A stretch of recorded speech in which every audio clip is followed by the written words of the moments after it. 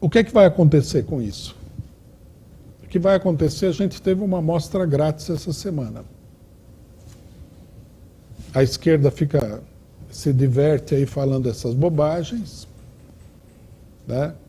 Elabora umas teorias absurdas sobre muitas coisas. Aí vem o Bolsonaro, que é um político burguês de quinta categoria, e bota uma multidão gigantesca nas ruas no 7 de setembro, enquanto que a esquerda não consegue sair de casa. E o pessoal não se dá conta disso daí.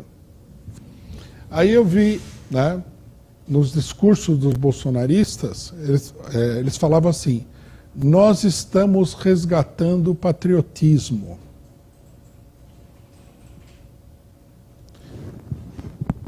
A gente não precisa ser adivinho para entender que, com essas concepções históricas, a maior parte do país vai se inclinar para a direita.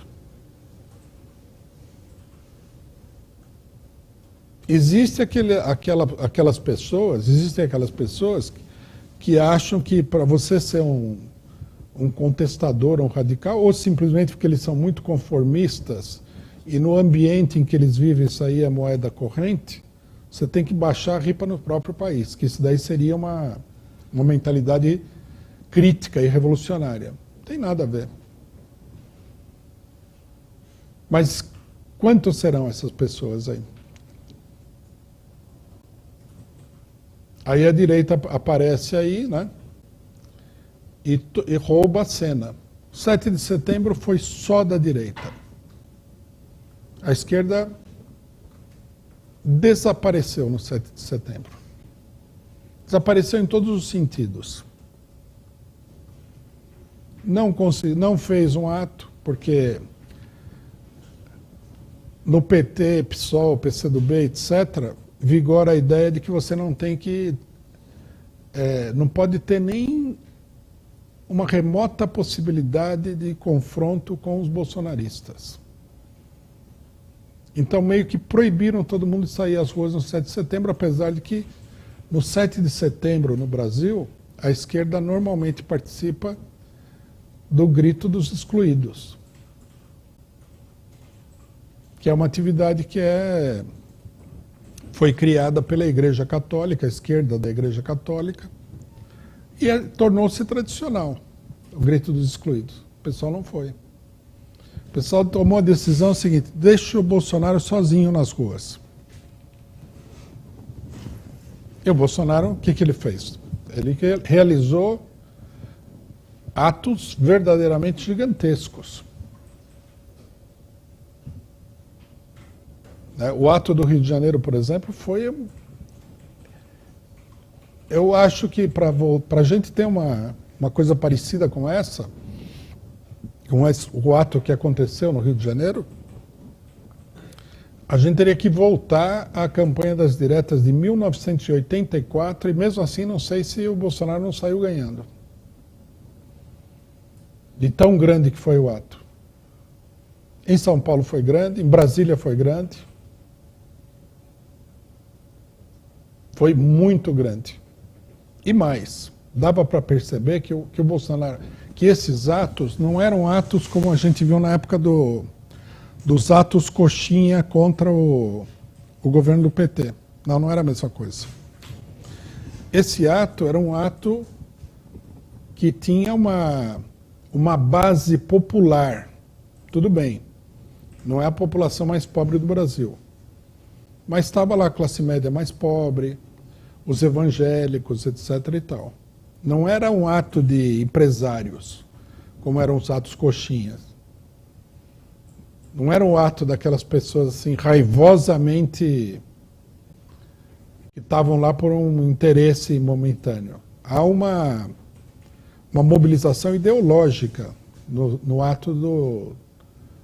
atos do Bolsonaro. Aí o pessoal destaca coisas que são bobas, né? Bolsonaro falou um negócio que ele é imbrochável, pronto, né? O pessoal se concentrou nisso, coisa que para a maioria das pessoas que foi no ato não vira nada. Tem a menor importância. Quer dizer, Bolsonaro tomou conta das ruas. Uma coisa que a gente vinha há muito tempo advertindo a esquerda para não deixar que a direita conquistasse as ruas. Agora, isso aí foi uma realização. Tudo bem. O ato foi financiado com muito dinheiro? Foi.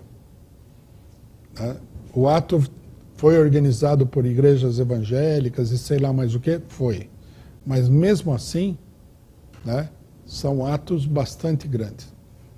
E se a gente comparar esses atos com a mobilização da esquerda, Bolsonaro está ganhando de 10-0. Nós, antes da campanha eleitoral, nós falamos, é preciso uma campanha eleitoral combativa. Mas aí o pessoal do PT, não vou nem falar do resto, Boulos, etc. e tal, porque eu acho que nem vale a pena comentar o que esse pessoal pensa. Vamos pegar o PT, que é uma coisa que vale a pena. O pessoal do PT botou na cabeça que eles não precisam fazer nada para ganhar as eleições. Eles precisam fazer um discurso direitista, pegar um pouco do lixo da burguesia, estilo Alckmin, botar o lixo no palanque lá para dizer que eles são ultramoderados, né? Até fizeram circular aí o rumor, né? O boato de que o Alckmin seria o ministro da Fazenda do Lula. Quer dizer, é uma coisa assim que você está na campanha, dá vontade de chegar lá e falar, não vou votar mais, porque assim é... Né?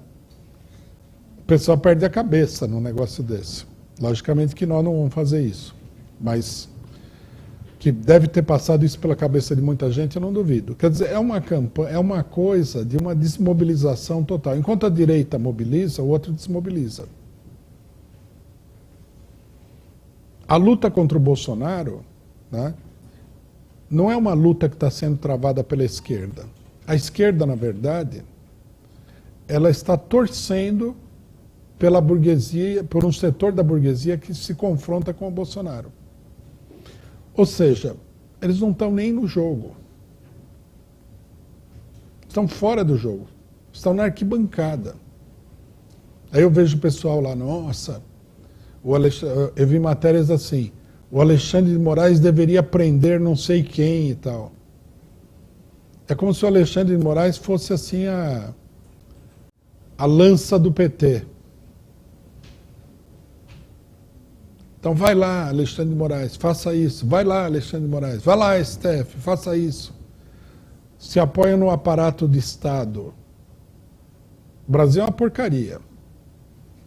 O governo brasileiro é uma porcaria. O Estado brasileiro é uma porcaria. Mas a hora que se trata de combater o fascismo, supostamente, né, porque isso daí tem que ser colocado entre aspas, qual é a principal arma do cara? O Estado brasileiro. Os juízes autoritários e... Aí não aparece toda aquela ideologia, né, do patrimonialismo, sei lá que tipo de bobagem que o pessoal usa para analisar o Brasil historicamente. O Brasil de hoje parece que não tem conexão nenhuma com o Brasil do passado. A única coisa ruim no Brasil é o Bolsonaro. Então nós temos assim, desde 1500 até hoje, quando o Brasil foi invadido, né, pelos brasileiros, o Brasil foi invadido pelos brasileiros, e até hoje é uma porcaria total. Mas hoje, o Estado Nacional Brasileiro, que seria o resumo, né, Marx falou, o Estado é o resumo da sociedade civil. Então essa sociedade civil brasileira é uma porcaria total. A população negra nunca saiu da escravidão, os índios não sei o quê, as mulheres não sei o que lá. É o pior país do mundo, que mais mata a mulher, que mais estupra, pior de tudo. E o Estado é o resumo dessa porcaria toda. Aí qual é a grande arma libertária do pessoal? O Estado.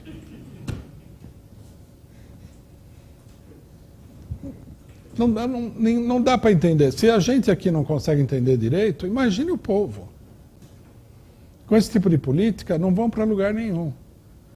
E aqui é preciso dizer claramente, se ganhar a eleição, que vai ser um golpe de sorte, porque não estão fazendo nada para ganhar a eleição,